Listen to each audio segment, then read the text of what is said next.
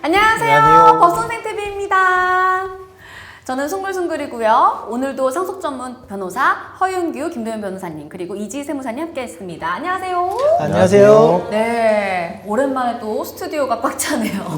이렇게 많은 분들이 나오셨다는 거는 또 중요한 문제인 것 같은데 오늘 주제가 가업승계 신탁이에요. 예. 가업승계. 네, 이 주제를 선택한 이유가 있을까요? 네, 이 문제는 주로 그 기업을 경영하시는 CEO분들, 특히 중소기업 운영하시는 대표님들에게 관심이 많은 부분입니다. 그래서 특별히 오늘은 우리 세무사님 모시고 한번 간단하게 정리해 보려고 이 자리 마련했습니다. 네, 저희가 이 상속을 주로 다루다 보니까 오늘은 또 상속과 관련된 부분인 것 같아요. 가업승계, 신탁 어떤 내용일까요? 네, 가업 승계, 기업 승계 비슷한 의미로 사용이 되는데요. 보통 이제 가업 승계라고 하면은 대기업을 생각하다 보니 네. 조금 부의 대물림 아니냐 부정적으로 생각을 하시는 분들도 계시더라고요. 근데 저희가 말씀드리는 건 대기업을 제외한 대부분의 중견, 중소기업에 관한 거고요.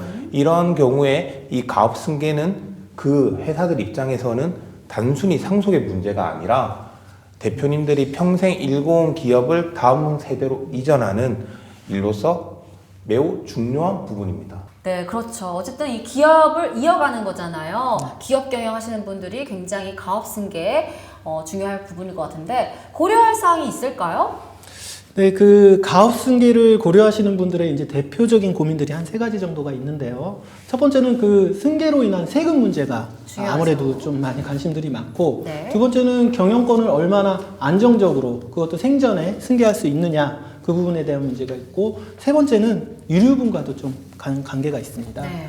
이 중에서 이제 가장 관심 많은 세무 부분에 대해서는 우리 세무사님이 한번 좀 정리해 주시면 좋을 것 같습니다. 네, 이제 결국 기업의 승계, 결국 이제 회사 주식의 승계인데요. 이제 주식을 승계하는 방법은 자녀에게 양도를 하거나 또는 이제 증여나 상속입니다. 이제 문제는 먼저 양도를 하자니 주식 평가에 따른 양도 차익에 대한 양도세, 그리고 증여나 상속의 세율은 너무 높다라는 것입니다. 그 대부분 최고 세율인 50% 구간을 초과하기 때문에 이제 상당한 부담이 아닐 수 없죠. 네, 그 상속 증여세율 굉장히 높은데 이 30억 이상이면은 또 세율이 50% 이상이라고 알고 있는데 대부분의 기업에 해당이 될 것 같아요. 그러면 이러한 높은 세율에 따른 어려움을 덜기 위해서 과세 특례 제도가 있다고요? 네, 이제 맞습니다. 현재 대표적인 세제 지원 제도로서 이제 조세특례제한법에서는 이제 증여세 과세 특례 제도를 두고 있는데 상속 전에 가업을 승계하기 위해서 60세 이상의 부모로부터 주식 등을 증여받는 경우에는 이제 증여세 과세가액에서 5억 원을 공제하고 이제 증여세를 저율, 결국 10%에서 20%의 세율로 이제 과세를 하는 규정이 있습니다. 주식을 사후에 이제 상속으로 승계하는 경우에는 이제 500억 원을 최대 한도로 상속세 과세가액에서 공제하는 가업 상속 공제 제도도 있습니다. 그러면요, 세무사님, 이러한 기업 승계에 대한 세제 지원 제도가 실제로 많이 사용이 되나요? 네, 이제 가업 상속공제 제도 같은 경우에는 500억 원에서 이제 한도로 상속세를 공제를 하고 있지만, 이제 이 제도를 적용받기를 원하시는 분들도 있기는 합니다. 이제 그런데 이 특례를 적용받기 위해서는 자격과 요건, 그리고 특히 사후관리 요건이 이제 까다롭다는 점 때문에 이용을 꺼려하시는 분들도 계십니다. 그리고 증여세 과세 이원 제도로 이제 지원 범위가 좀 작기 때문에 그 실효성에 대해서도 비판이 많습니다. 근데 하지만 최근에 이제 2021년 세법 개정으로 가업 상속공제를 이용할 수 있는 중견기업의 매출액 상한이 3개의 과세 기간의 매출액 평균 금액에 이제 기존에는 3천억 원이었는데 이게 이제 4천억 원으로 상향 조정이 됐습니다. 그래서 이제 그 적용 범위 업종도 일부 추가되는 등 요건이 일부가 완화됐습니다. 그래서 가업을 자녀에게 물려줄 계획이 있는 대표자인 분들 같은 경우에는 가업 상속공제 제도를 적극적으로 활용하시는 걸 권해드리고 있습니다. 네, 알겠습니다. 그렇다면요, 이러한 이 세금에 대한 검토 이외에도 가업승계에서 고민해야 할 점이 또 뭐가 있을까요? 네, 그 다음으로는 그 경영권을 생전에 안정적으로 이제 승계하는 문제가 있다고 말씀드렸지 않습니까? 네. 그 일반 상속과 달리 기업의 대표님들은 자신이 고령이 되거나 또는 은퇴하기 전에 후계자를 미리 정해서 안정적으로 경영권을 좀 승계하고 싶어 하십니다. 그런데 문제는 내가 선택한 그 후계자, 자녀가 과연 내 회사를 잘 이끌어 나갈 수 있을까 걱정하시는 분들이 상당히 많죠. 네. 예. 생전에 미리 경영권이 수반된 주식을 증여로 넘겨주었는데 소위 말해서 내 자녀가 회사를 말아먹지 않을까 이런 걱정들을 상당히 많이 하십니다. 네. 그러니까 후계자를 정해서 이 경영권을 행사할 수 있도록 회사 지분을 미리 증여로 넘겨줬는데 네. 그 후계자가 제대로 회사를 경영하지 못해서 다시 그 증여를 취소하기가 어렵다는 이런 말씀이신 것 같아요. 네, 네. 네. 다른 대안이 있을까요? 네, 이런 경우에는 그 유언대용 신탁을 이용해서 신탁 계약을 체결하게 되면 주식을 후계자에게 신탁해서 의결권을 행사할 수 있도록, 즉 경영권을 행사할 수 있도록 하면서도 그 주식의 배당 수익권, 그 수익권은 자녀가 아닌 본인이 보유하게 되는 것도 가능하게 되고요. 그 다음에 후계자가 의결권을 행사할 때도 아버지인 위탁자의 지시를 받아서 행사할 수 있도록 그런 조건을 붙이는 것도 가능하고요.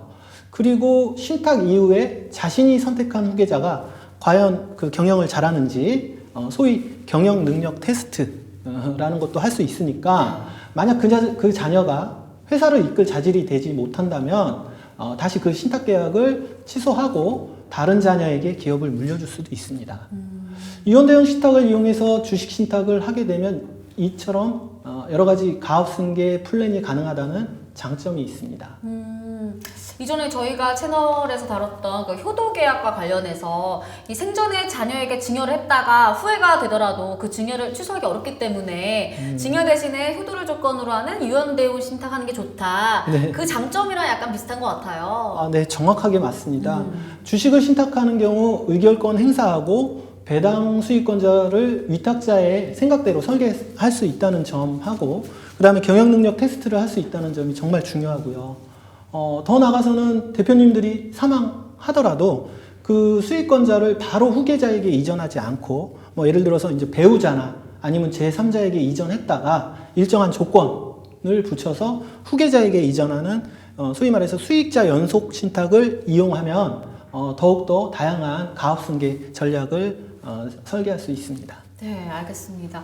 그리고 마지막으로 가업승계와 관련해서 유류분 문제를 말씀하셨는데 이 주식 신탁의 경우는 유류분 문제를 해결할 수 있다는 말씀이신 거죠? 네, 증여나 유언을 통한 상속의 경우 반드시 유류분 문제가 발생을 하는데요. 네. 특히 가업 승계와 관련된 주식 상속은 경영권과 관련된 문제로서 특정 후계자에게 안정적인 경영권을 물려주고 싶은 대표님들에게는 사후에 상속에서 제외된 상속인들과 유류분 분쟁을 걱정하지 않을 수 없습니다. 이 문제 또한 주식 신탁으로 어느 정도 그 리스크를 피할 수 있다는 점에서 유언대용 신탁은 안정적인 가업 승계를 원하는 대표님들께 상당히 유용한 제도라고 할 수 있습니다. 네, 이전에 말씀해 주신 것처럼 유언대용 신탁으로 이전된 재산은 일정 요건하에 그 유류분 청구 대상에서 제외된다 이런 말씀이신 네. 것 같은데요. 이러한 유언대용 신탁을 이용해서 주식 신탁을 하는 경우 기타 고려해야 할 사항이 있을까요? 네, 우리나라에서 은행과 증권사 등에게 주식 신탁을 맡기는 경우에는 자본시장법이 적용이 되거든요. 네. 그에 따라서 이제 취득한 주식의 의결권을 15%까지만 행사할 수 있다는 제한이 있습니다. 그래서 유언대용 신탁에 걸림돌이 되고 있는데요. 이 부분은 앞으로 이제 입법적으로 해결이 돼야 될 부분이고요. 물론 이제 수탁자가 은행이나 증권사가 아닌 뭐 개인 같은 경우에는 이러한 제한을 벗어날 수는 있지만 그 경우에도 이제 다른 문제가 야기될 수 있다는 점도 말씀을 드리고요. 그리고 유언대용 신탁을 하는 경우에 앞서 말씀드린 가업 상속 공제 요건과 관련해서 문제가 생길 수 있는데 이 부분은 세무사님이 설명을 해 주시겠습니다.